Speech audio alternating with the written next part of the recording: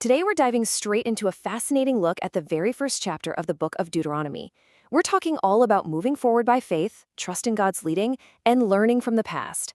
Picture this: we are standing right alongside the ancient people of Israel on the precipice of a brand new chapter in their history. The long wilderness journey is basically over. The Promised Land is sitting right there, just across the Jordan River. But right before they take that massive, monumental step, Moses gathers everybody together for some final, absolutely vital instructions. Okay, let's dive right into this. Have you ever felt just totally stuck on your spiritual journey, like you've hit a wall? It's a very real feeling, and it's exactly why this ancient text hits so close to home today. We are drawing a direct historical parallel here between the physical journey of those ancient Israelites and the spiritual plateaus you and I find ourselves on in the modern world. Sometimes we get boxed in by past disappointments, or honestly, sometimes we get way too comfortable with our past successes. But just as the Israelites had to learn, there comes a moment when God calls his people to leave that spiritual stagnation in the rearview mirror. To really get our bearings on exactly where they are, we have to talk about the timeline. 40 entire years have passed since their miraculous deliverance from Egypt. A whole generation has come and gone. Back in year 1, they were at Horeb, which was an essential place of preparation. Fast forward to year 40, and they are standing in the plains of Moab. Now, Moses isn't just standing up there repeating a bunch of dry, dusty laws to this new generation. No, he's delivering this urgent, deeply loving reminder, like a faithful shepherd, about exactly where they have come from and everything God has done for them. And that brings us to this incredibly punchy call to action from Moses, quoting God in Deuteronomy 1:6. He says, "You have dwelt long enough at this mountain." I just love the sheer energy of that statement. Now, Horeb was a fantastic restorative place. It's where God revealed himself, gave them his commandments. It was a really important season of healing and learning. But here is the catch. They couldn't stay in their comfort zones forever. Sinai was never meant to be their permanent address. And for us, well, seasons of preparation are absolute gifts, for sure. But there comes a definitive time to pack up and actually move forward. But here's the thing about moving forward. It requires the right structure. Before they could even think about taking the land, Moses reminds them about how they established their leadership. Logistically, trying to manage a moving nation of over 2 million people, that is literally an impossible task for one guy. The nation was just way too large. So what did Moses do? He delegated. He chose wise, understanding, and knowledgeable people to share the responsibility. This is such a brilliant lesson in humility. Whether you are leading a church, running a business, or managing a family, God never intended for any of us to carry the load entirely alone. Learning to accept help from the people God places around us isn't a sign of weakness. It is absolute wisdom. So, with their leadership totally dialed in, they trekked through this terrifying wilderness and finally arrived at Kadesh Barnea. Just the name itself carries the idea of holiness or consecration. This spot was supposed to be it, the glorious doorway of opportunity where Israel would finally step right into the Promised Land. But instead, it became the ultimate crossroads. It turned into the exact spot where faith and fear would violently collide. When they arrived at that doorway, Moses gave them a crystal clear command. He said, "Look, the Lord your God has set the land before you. Go up and possess it.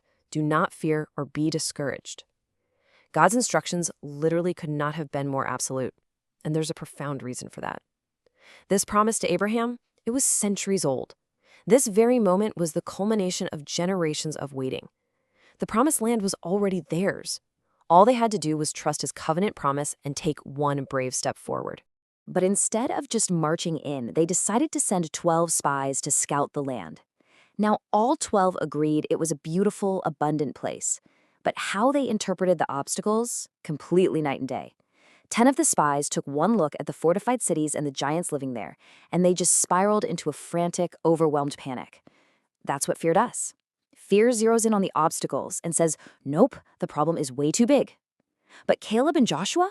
They saw the exact same giants, yet they maintained this incredibly grounded, resolute calm.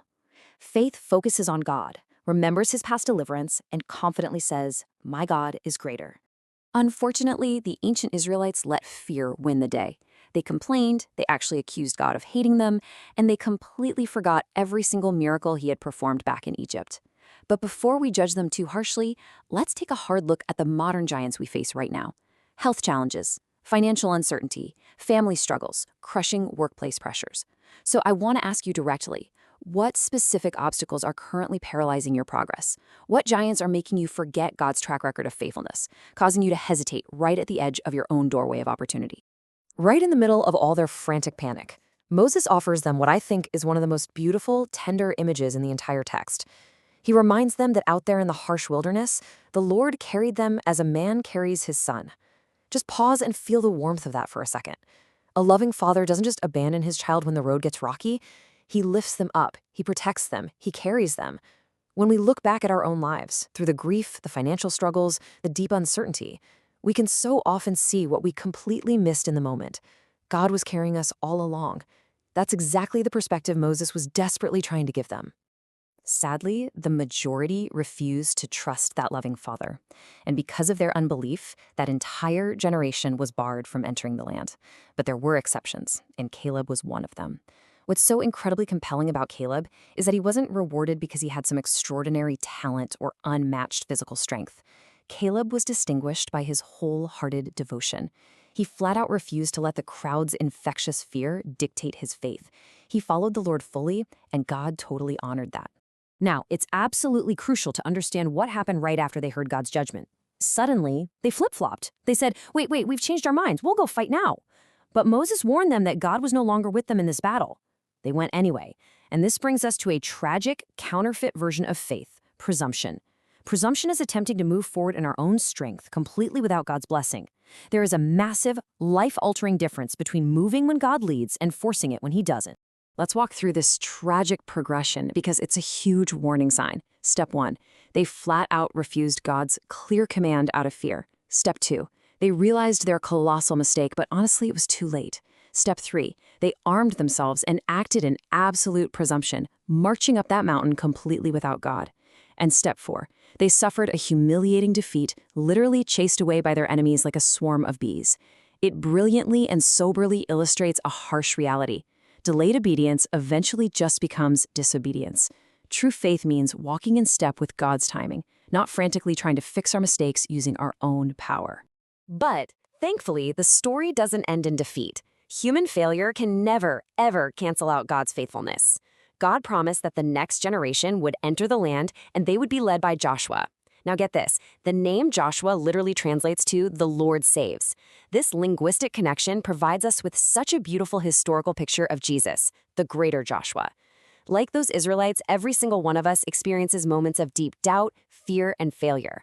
But Jesus covers those failures. He leads his people into the absolute fullness of God's promises. His grace is infinitely greater than our missteps.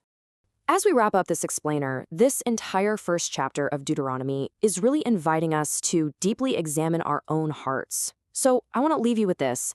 Are you hesitating at the edge of his promises right now? Have you let the giants in your life make you forget the God who literally carried you yesterday? It is time to stop dwelling on past failures. Trust in God's proven, unshakable faithfulness, and confidently step forward into the future he has prepared for you. Thank you so much for exploring this incredible text with me today. Keep learning, keep trusting, and whatever you do, keep moving forward.